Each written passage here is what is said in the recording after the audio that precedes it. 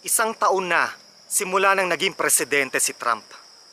Isang taon na simula na naghari si Trump at ang kanyang mga cohorts sa bansang Amerika. Isang taon na ang lumipas. Ipinakita nila ang kanilang maitim at madilim na intensyon. Sa loob ng isang taon, lumabas ang kanilang tunay na kulay.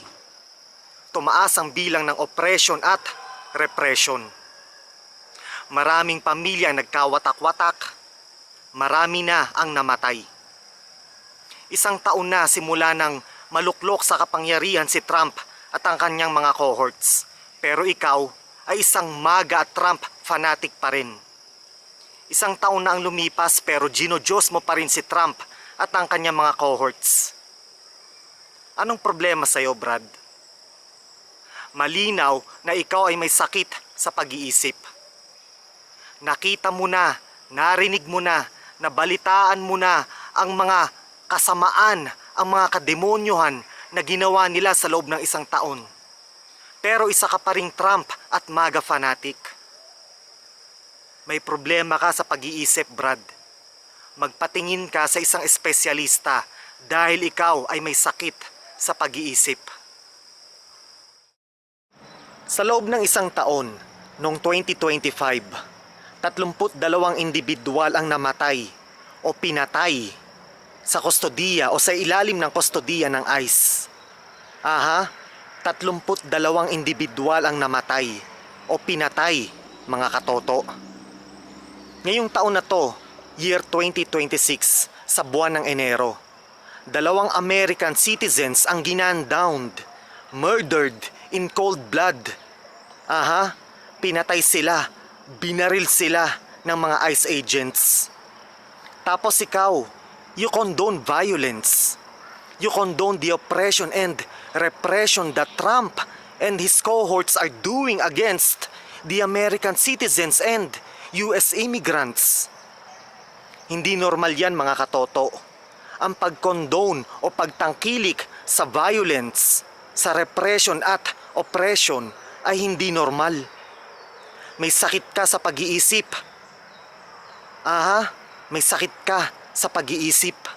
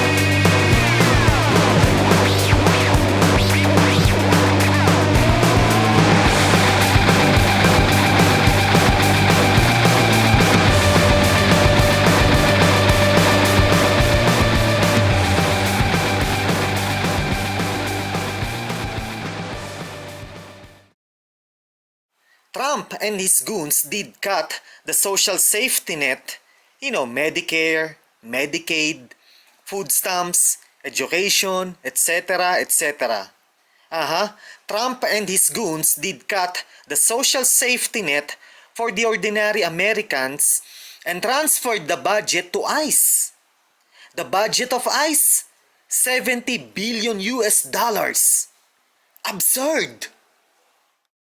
ICE budget is bigger than the budget of the FBI. Ridiculous! FBI's budget? Just $11.3 billion. The budget of ICE is way bigger than the defense budget of the top 15 countries of the world. Insane! Donald Trump's buddies at Geo Group, CoreCivic, BI Incorporated, and CSI Aviation are now richer than ever. Geo Group and CoreCivic are private prisons that house the arrested immigrants. BI Incorporated provides GPS tracking device that they put on arrested immigrants. CSI Aviation provides air transport for deporting immigrants. Donald Trump is not running a country, but running a business out of the backs of the ordinary Americans.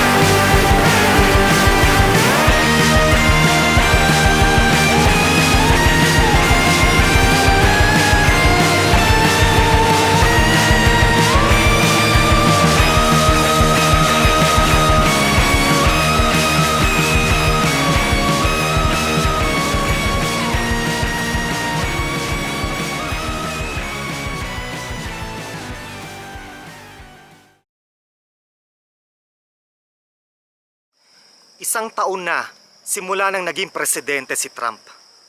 Isang taon na simula na naghari si Trump at ang kanyang mga cohorts sa bansang Amerika. Isang taon na ang lumipas. Ipinakita nila ang kanilang maitim at madilim na intensyon. Sa loob ng isang taon, lumabas ang kanilang tunay na kulay.